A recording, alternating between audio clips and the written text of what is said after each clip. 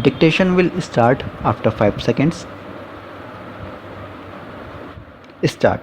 Sir, very valuable suggestions have been made both in regard to the housing policy of the Government of India and also in regard to prefabricated housing in the context of this Hindustan housing factory. Sir, I would like to say a few words about the housing policy of Government of India because many members have touched upon it.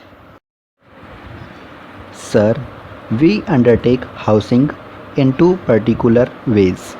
One is social housing that we undertake through the state governments, and the other is contract housing which is undertaken by the Ministry of Housing through the Central Public Works Department. As far as the social housing is concerned, I fully agree with Shri Sapru that housing occupies a very important place in our society. Food, clothing, and shelter, we have always been proclaiming that they are the three tenets of our socialistic pattern of society.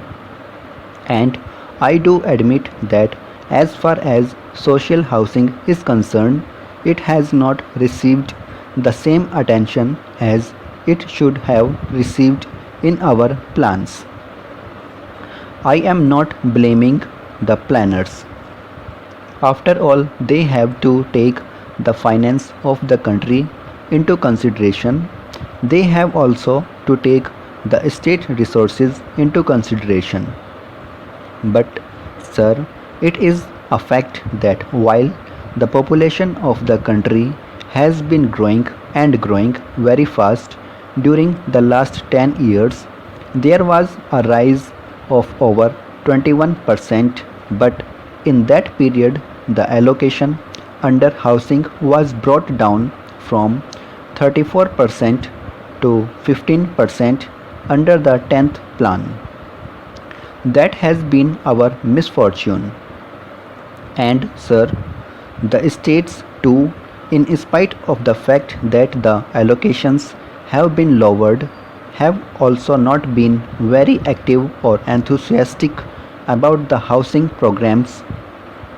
There have been lapses, and some of the houses which were built for the industrial workers have been allotted to non-entitled persons, and when the emergency started, even the allocations made for the housing in the state plans have been diverted to other projects.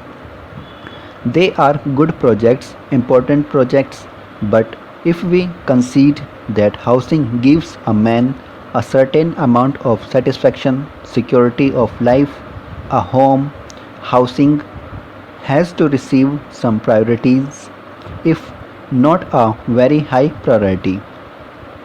I have taken this up with the finance minister and the planning minister. I have also been to the Life Insurance Corporation.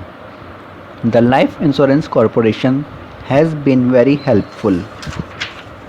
Now, sir, I come for a short while to the housing which is undertaken directly by my ministry.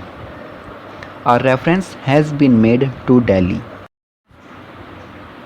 A reference has been made to the unfortunate conditions under which government servants have to live, and the last speaker very rightly remarked that the rents in Delhi are on a very high side.